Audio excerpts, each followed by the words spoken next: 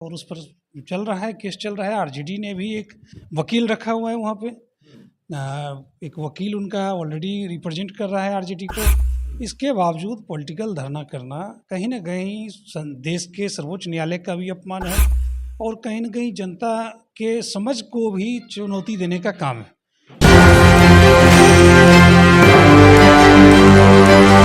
नमस्कार, मैं अमरीश अब देखें एक न्यूज़ 24। देखिए, प्रधानमंत्री जो हैं कल 29 तारीख को बिहार के दौरे पर, उसी को लेकर आज जदयू प्रवक्ता किशोर कुणाल से जानकारी लेते हैं। पहले सर, चैनल में स्वागत है आपका। धन्यवाद। सर, प्रधानमंत्री कल दौरे पर आ रहे हैं, किस तरह देख रहे हैं आप? ये बिल्कुल खुशी की बात है। देश के प्रधानमंत्री बिहार आ रहे हैं, विकास का सौगात ला रहे हैं, विकास की गंगा बह रही है और अनेक मायने में बिहार का प्रगति हो रहा है। चाहे नवीनगर का एक्सटेंशन हो या पटना एयरपोर्ट का एक्सटेंशन हो या बिहटा में नए एयरपोर्ट की बात हो, हर जगह एक नई चीज़ दिख रही है और बिहार कहीं ना कहीं अगले 50 साल का बिहार तैयार हो रहा है। आप कह रहे हैं सर विकास हो रहा है, लेकिन वही विपक्ष कह रहा है कि जब भी वोट का समय आता तब यहाँ प्रधानमंत्री आते हैं। अब ऐसे में तो राहुल जी भी आ रहे हैं, तो किसको क्या माना जाए। तो देखिए, लोग आएंगे और ये तो खुशी की बात है कि प्रधानमंत्री जी सिर्फ पॉलिटिकल रैली करने नहीं आ रहे हैं, बल्कि एक सरकारी कार्यक्रम के तहत आ रहे हैं। पटना एयरपोर्ट, जो शायद देश का पहला एयरपोर्ट हो जो शहर के बीचों बीच है, उस एयरपोर्ट के भव्य एक्सटेंशन का उद्घाटन करने आ रहे हैं। ये तो अच्छी बात है। विपक्ष अगर इस तरह की बातें कर रहा है तो विपक्ष ये बताए कि क्या ऐसा कहीं हुआ है कि बिना काम का कोई प्रधानमंत्री घूम रहा हो। अरे, प्रधानमंत्री जी सरकारी काम में आ रहे हैं और इसके लिए राजनीति नहीं होनी चाहिए। जी, आरजेडी के लोग आरक्षण के खिलाफ धरना दे रहे हैं। उनका कहना है कि 65% आरक्षण मिलना चाहिए। क्या कहना चाहते हैं? देखिए, 65% तो हम लोगों ने कर दिया था और मामला सुप्रीम कोर्ट के संज्ञान में है और उस पर चल रहा है, केस चल रहा है। आरजेडी ने भी एक वकील रखा हुआ है वहाँ पे। एक वकील उनका ऑलरेडी रिप्रेजेंट कर रहा है आरजेडी को। इसके बावजूद पॉलिटिकल धरना करना कहीं ना कहीं देश के सर्वोच्च न्यायालय का भी अपमान है और कहीं ना कहीं जनता के समझ को भी चुनौती देने का काम है। क्योंकि जनता को आप चुनौती देने का काम कर रहे हैं, जब जान रहे हैं कि मामला कोर्ट में है, तो इस तरह की बातें नहीं होनी चाहिए। जी, तेज प्रताप यादव को परिवार से हटा दिया गया और जो है पार्टी से 6 महीना के लिए हटा दिया। उसको किस तरह देख रहे हैं सर? देखिए, तेज प्रताप जी को हटाया गया, किसी तरह का निष्कासन का पत्र नहीं दिख रहा है कहीं पे भी।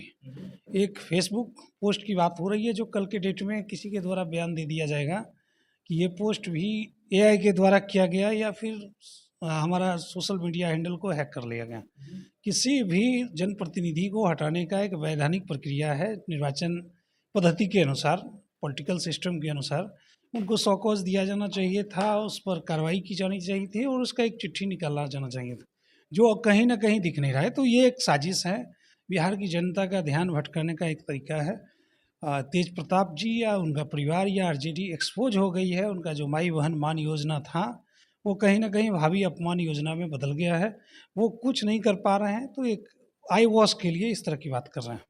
ऐश्वर्या यादव कह रही हैं कि मैं करियर में चौपट हो गया, मैं जिंदगी तबाह हो गया। जब पहले ही था तो क्यों हमसे शादी किया? देखिए, ये तो एक महिला के तौर पे, एक बेटी के तौर पे उनका कथन गलत नहीं है और चंद्रिका जी कहीं कहीं हमारे पार्टी के ही सदस्य हैं और चुनाव भी लड़े थे पिछली बार।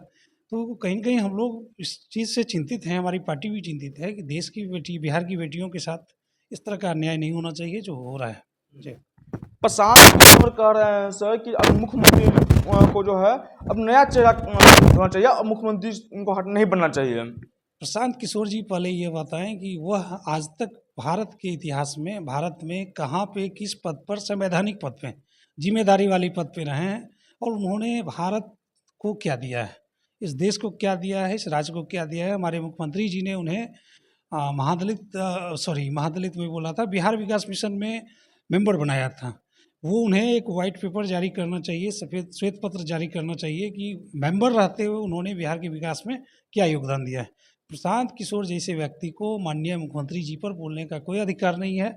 हमारे मुख्यमंत्री जी का नाम और काम इतना अधिक है कि प्रशांत किशोर जैसे 10 प्रशांत किशोर जी भी कुछ नहीं कर पाएंगे, उनके बोलने का कोई मतलब नहीं रह जाएगा। तो आप सुन रहे थे जदयू प्रवक्ता किशोर कुणाल जी को। ये सारे प्रश्न का जवाब दिए। तमाम खबर देखने के लिए एक न्यूज़ 24 से बने रहे। धन्यवाद।